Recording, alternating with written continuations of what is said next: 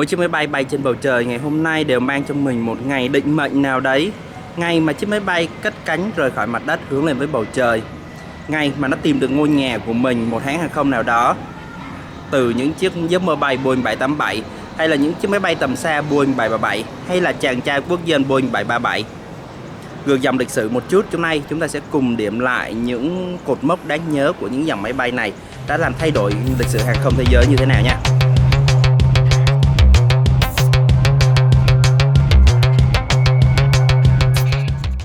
Và điểm dừng chân trong chuyến hành trình ngược dòng thời gian này, chúng ta sẽ tới với Boeing 787 Dreamliner, kẻ được mệnh danh là giấc mơ bay. Đầu thập niên 2000, giữa bối cảnh thị trường hàng không khát một dòng máy bay vừa tối ưu chi phí, vừa mang lại sự thoải mái vượt trội cho hành khách, Boeing đã đưa ra một câu trả lời mang tính thời đại. Dự án 7E7 chính thức được khởi động, sau này đổi tên thành Boeing 787 Dreamliner, một giấc mơ bay thực sự. Đây là chiếc máy bay thương mại đầu tiên trên thế giới có thành phần lớn ở thân và cánh được chế tạo từ vật liệu composite sợi carbon siêu nhẹ thay cho nhôm truyền thống. Dù phải trải qua nhiều năm trì hoãn vì những thách thức công nghệ quá phức tạp, những bước ngoặt lịch sử cuối cùng cũng đã đến. Ngày 15 tháng 12 năm 2009, giữa làn mưa phùn tại sân bay Penfield, Washington, chiếc Boeing 787 đầu tiên chính thức tăng tốc xé toạc màn mây.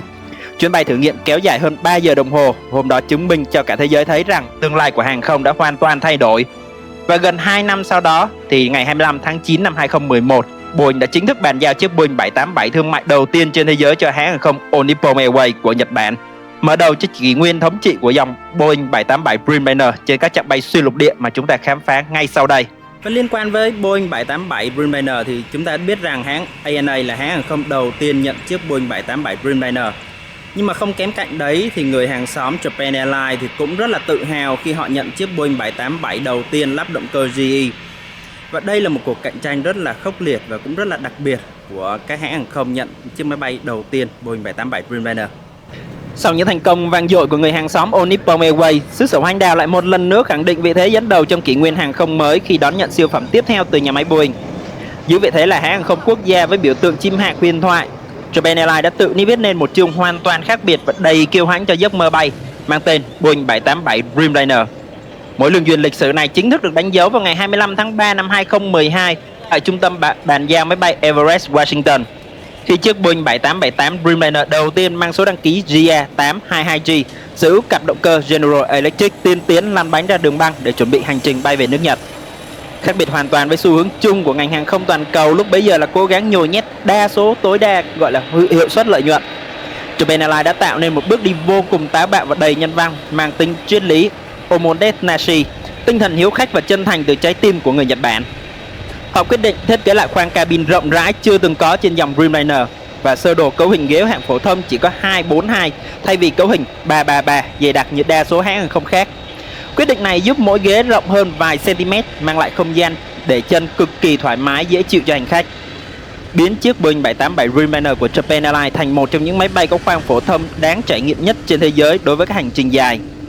Chỉ một tháng sau lễ bàn giao, ngày 22 tháng 4 năm 2012, siêu phẩm mang logo chim hạc đỏ này đã chính thức thực hiện chuyến bay thương mại đầu tiên kết nối giữa Narita, Tokyo đến thành phố Boston của Mỹ. Đây không chỉ là một chặng bay thông thường mà là tuyến bay thẳng đầu tiên kết nối hai trung tâm kinh tế lớn mà không cần một điểm dừng nạp nhiên liệu. Minh chứng rõ nét cho tầm bay xa vượt trội về hiệu suất kinh tế cực cao của dòng vật liệu composite siêu nhẹ. Sự xuất hiện của Boeing 787 trong đội bay của Japan Airlines đã định nghĩa một tiêu chuẩn dịch vụ 5 sao trên bầu trời, chứng minh rằng công nghệ tối tân của thế kỷ 21 chỉ thực sự trọn vẹn khi nó phục vụ hoàn hảo cho trải nghiệm và sự thư thái của con người trong mỗi chuyến bay xuyên đại dương.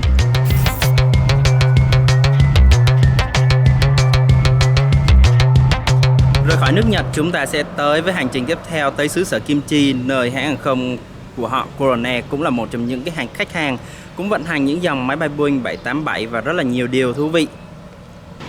Rời đến nước Nhật Bản, hành trình những chiếc Dreamliner tiếp tục sải cánh tới xứ sở kim chi cùng ông lớn Korean Air. Một cột mốc lịch sử chính thức được ghi dấu vào ngày 22 tháng 2 năm 2017 tại trung tâm bàn giao Charleston của Boeing, khi Korean Air tiếp nhận chiếc Boeing 7879 Dreamliner đầu tiên mang số đăng ký HL8081. Chỉ một tháng sau, ngày 12 tháng 3 năm 2017, siêu phẩm khoác màu áo xanh da trời dịu mát này thực hiện chuyến bay thương mại đầu tiên từ Seoul đi đảo Jeju, trước khi chính thức tung hoành trên các chặng bay xuyên lục địa từ Mỹ đến châu Âu. Nhưng đằng sau vẻ thời thượng ấy, một mối lương duyên giữa Korean Air và Boeing 787 còn ẩn chứa nhiều niềm tự hào lớn về công nghệ của người Hàn Quốc. Không chỉ đơn thuần là một hành khách mua máy bay thương mại, mảng kinh doanh hàng không vũ trụ của Corsair chính thức là đối tác chiến lược trực tiếp tham gia sản xuất các linh kiện cốt lõi cho dòng máy bay này. Những phần đầu cánh cong vút đầy kiêu hãnh giúp tới ưu khí động học cho đến những phần thân sau của chiếc Boeing 787 đều được chế tạo từ chính bàn tay và trí tuệ của kỹ sư Hàn Quốc tại Busan. Vì vậy, mỗi lần chiếc Boeing 787 của Corsair cất cánh bay vút lên trời xanh, đó không chỉ là một sự thăng hoa công nghệ của Hoa Kỳ, mà là còn một biểu tượng kiêu hãnh của năng lực sản xuất ngành hàng không vũ trụ xơ sở kim chi trên bản đồ thế giới.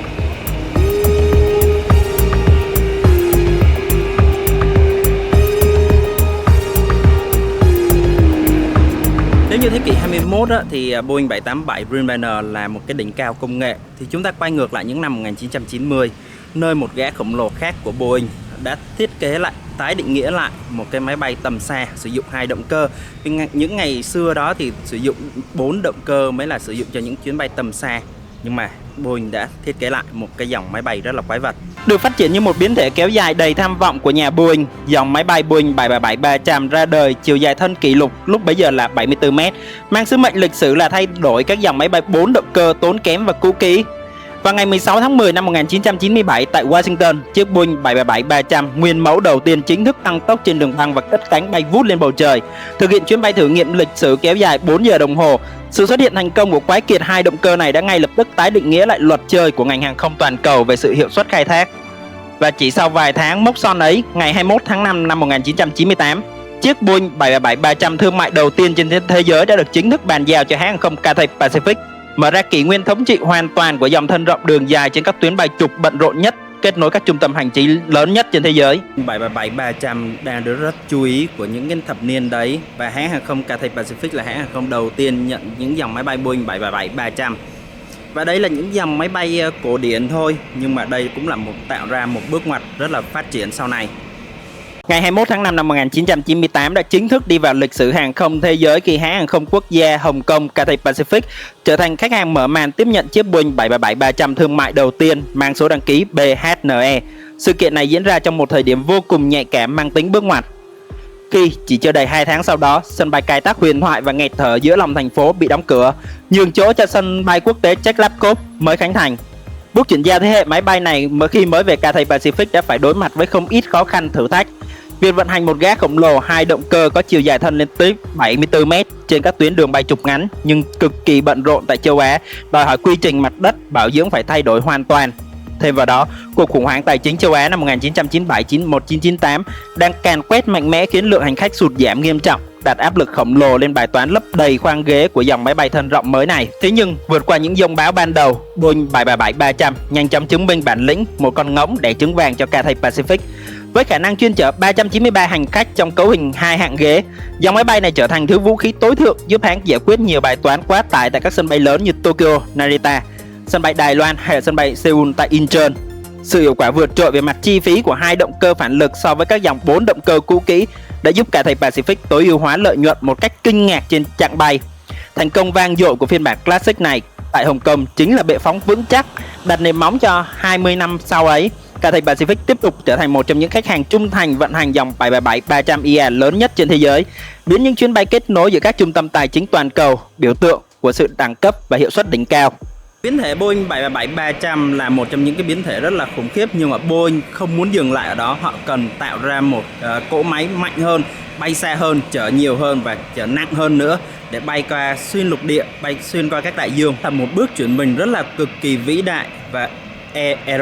là Extra Long Range được ra đời, và một dòng máy bay tân tiến hiện nay đang làm chủ bầu trời cũng được phát triển từ đây. Mặc dù phiên bản Classic đã gặt hái những thành công ngoài mong đợi, nhưng tham vọng thống trị bầu trời tầm xa của Boeing vẫn chưa dừng lại ở đó. Họ muốn tạo ra một thực thể tối thượng hơn, bay xa hơn, chở nặng hơn và sở hữu hiệu suất kinh tế đến mức cực đoan để trực tiếp tiễn các dòng máy bay 4 động cơ tốn kém vào dĩ vãng. Đó là bước chuyển mình vĩ đại nhất trong lịch sử dòng máy bay thân rộng hiện đại, mang theo 2 cái chữ ER, Extended Range, hay còn gọi là Boeing 777-300ER. Để thực hiện giấc mơ này, Boeing đã bắt tay với General Electric để trang bị dòng máy bay này dòng động cơ GE90, khối động cơ phản lực mạnh nhất trong lịch sử hàng không thế giới, với lực đẩy vô song và đường kính thân to bằng cả cái khoang cabin của một chiếc Boeing 737. Đi kèm với đó là thiết kế đầu cánh vuốt cong độc đáo giúp tối ưu hóa khí động học, tăng sải cánh. Vào ngày 24 tháng 2 năm 2003, chiếc Boeing 777-300 nguyên mẫu đầu tiên chính thức cất cánh xé toạc màn mây, mở kỷ nguyên mới. biến thể ER nhanh chóng chứng minh sức mạnh của một cái kiệt khi sở hữu tầm bay vượt trội lên 13.640 km, cho phép kết nối trực tiếp gần như bất kỳ thành phố lớn nào trên thế giới chỉ với một cặp động cơ phản lực. Nói chung là tạo ra một cái làn sóng càn quét trên bầu trời, trở thành con ngỗng để trứng vàng và là dòng máy bay thân rộng tầm xa thành công nhất trong mọi thời đại, thay đổi hoàn toàn cục diện của ngành hàng không thế giới. Sức hút mãnh liệt của huyền thoại Boeing 737-300ER nhanh chóng lan tỏa đến hòn đảo Đài Loan, nơi hàng không quốc gia China Airlines đang tìm kiếm một vũ khí chiến lược để thay thế cho dòng Boeing 747-400 già cỗi, nâng tầm vị thế chiến lược. Cột mốc lịch sử này chính thức được thiết lập vào ngày 3 tháng 10 năm 2014 khi China Airlines tiếp nhận chiếc Boeing 737-300ER đầu tiên mang số đăng ký B18051. Sự xuất hiện của siêu phẩm này mang lại một bước nhảy vọt mang tính sống còn này cho hãng. Với cấu hình 358 ghế, dòng ER trở thành biểu tượng tiết kiệm nhiên liệu vượt trội, giúp cắt giảm tối đa chi phí vận hành trên các tuyến trục xuyên Đại Tây Dương bận rộn như Bắc Mỹ như là Los Angeles này, New York này, San Francisco. Những lợi ích mà Boeing 737-300ER mang lại cho China Airlines không chỉ là những con số kinh tế khô khan mà là sự lột xác hoàn toàn về mặt trải nghiệm. Họ đã khéo léo biến khoang cabin hiện đại của Boeing thành một không gian đậm chất nghệ thuật Á Đông, được các họa tiết vân gỗ, góc thư phòng xếp gọi là độ cao, nói chung là rất là hoàn chỉnh. Sự kết hợp hoàn hảo giữa hiệu suất khai thác đỉnh cao của dòng ER và bản sắc văn hóa độc bản đã giúp China Airlines gặt hái vô số giải thưởng quốc tế, biến mỗi chuyến bay xuyên đại dương thành một hành trình triển lãm đầy kiêu hãnh của hãng đó trên bầu trời toàn cầu.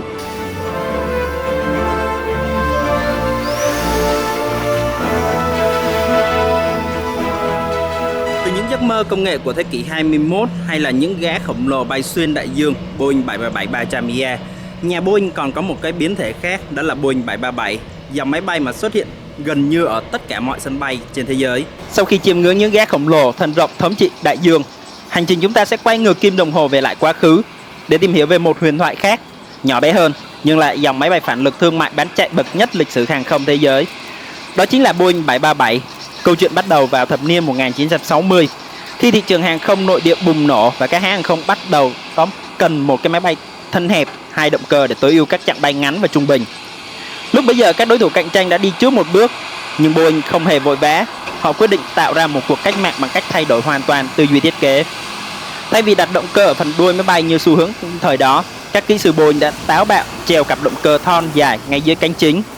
Thiết kế đột phá này không chỉ giúp khoang cabin 737 rộng hơn một chút mà nó có thể đạt được cấu hình 6 ghế một hàng, mà còn giúp việc bảo dưỡng mặt đất trở nên dễ dàng chưa từng có.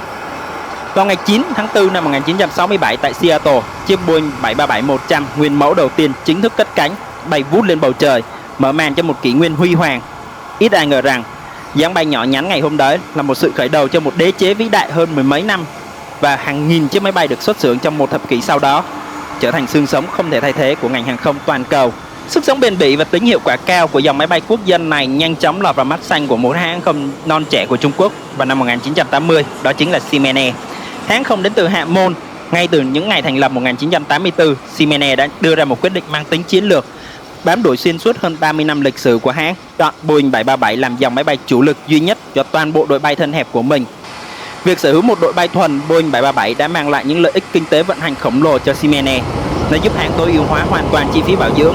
đồng bộ hóa quy trình đào tạo phi công cũng như kỹ sư và đào tạo nên một sự linh hoạt tuyệt đối việc sắp xếp lịch bay. Khoác lên mình dải màu xanh đại dương thanh lịch cùng biểu tượng chim hạc trắng bay vút lên, những chiếc Boeing 737 của Siemens Air đã miệt mài kết nối đường bay nội địa và khu vực khổng lồ, trở thành một trong những hãng hàng không có tỷ suất sinh lời và độ an toàn cao nhất của Trung Quốc, khẳng định mối lương duyên bền chặt, thành công rực rỡ của dòng máy bay huyền thoại này với thị trường châu Á. Hành trình 60 năm của một cái biểu tượng Boeing 737 không chỉ dừng lại ở đây, và Boeing đang nâng cấp chiếc Boeing 737 này lên một biến thể khác để cạnh tranh với đối thủ của Airbus. Và Boeing 737 MAX ra đời. Tuy có nhiều điều sóng gió xoay quanh chiếc Boeing 737 MAX, nhưng mà hiện tại thì Boeing 737 MAX cũng đang phát triển rất là mạnh mẽ. Hành trình huyền thoại Boeing 737 không dừng lại quá khứ mà tiếp tục bước sang một trang mới đầy tham vọng nhằm đối đầu trực tiếp với sự vươn lên mạnh mẽ của đối thủ cạnh tranh. Để giữ vững thế thượng phong, Boeing đã tung ra quân bài chiến lược mang tên Boeing 737 MAX.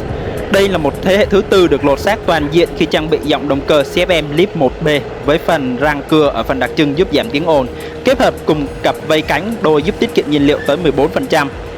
Vào ngày 29 tháng 1 năm 2016, chiếc Boeing 737 MAX đầu tiên chính thức cất cánh, thực hiện chuyến bay mở màn lịch sử tại Washington trong sự reo hò của hàng ngàn kỹ sư. Bước ngoặt thương mại bùng nổ của dòng máy bay này tại thị trường châu Á được thiết lập vào tháng 11 năm 2017 khi gã khổng lồ China Southern Airlines chính thức tiếp nhận chiếc Boeing 737 MAX đầu tiên của mình mang số đăng ký B1206.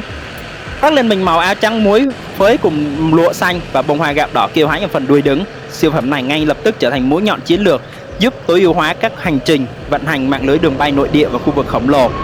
Dù hành trình sau đó của Boeing 737 MAX trải qua những nốt trầm lịch sử, những cuộc kiểm định ngặt nghèo chưa từng có, nhưng sự trở lại mạnh mẽ của tần suất xuất hiện dày đặc của dòng máy bay này trong đội bay của China Southern Airlines hôm nay đã một lần nữa khẳng định sức sống bền bỉ của một huyền thoại quốc dân trong kỷ nguyên mới.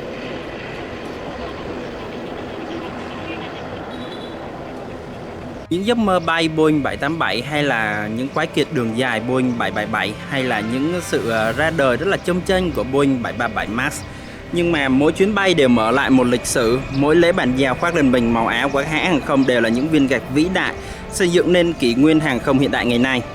Những câu chuyện về những chú chim sắt khổng lồ sẽ không chỉ dừng lại ở đây, hành trình này mới chỉ là sự khởi đầu. Ở video tiếp theo chúng ta sẽ cùng khám phá những bí mật còn kinh ngạc hơn thế, từ những chuyến bay giao hàng xuyên đại dương đầy kịch tính cho đến những siêu phẩm hàng không thế hệ mới đang được thống trị bầu trời trong tương lai. Rất nhiều điều thú vị và bất ngờ đang chờ các bạn phía trước. Và bây giờ thì video đến đây là kết thúc rồi. Cảm ơn các bạn